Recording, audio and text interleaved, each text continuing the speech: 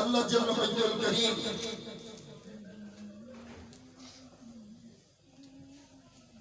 ऐसा करीम परवरदिगार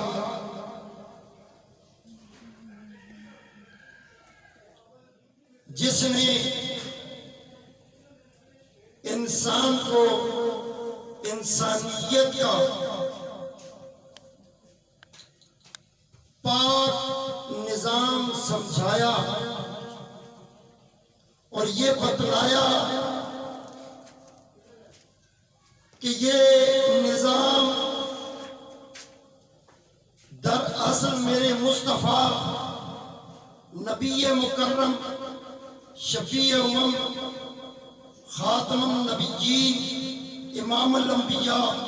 हजरत मोहम्मद मुस्तफ़ा की जुबान हिलेगी,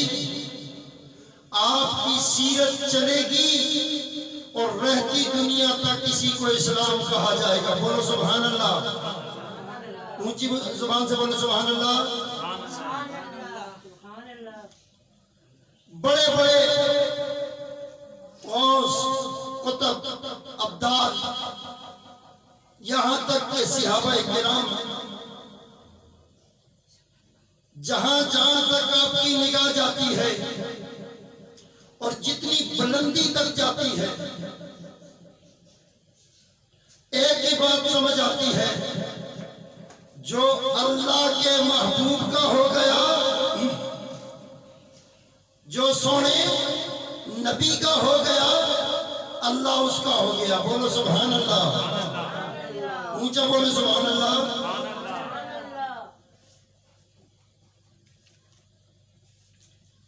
एक बात तो तय है जिसमें कोई कची नहीं,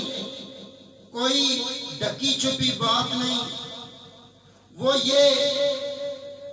कि रब की रजा को पाना है तो मुस्तफा को पाना जरूरी है। बोलो सुभान अल्लाह।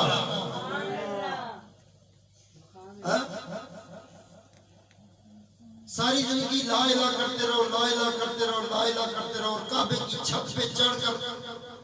टांगे आपकी आसमान की तरफ और सर जमीन की तरफ हो,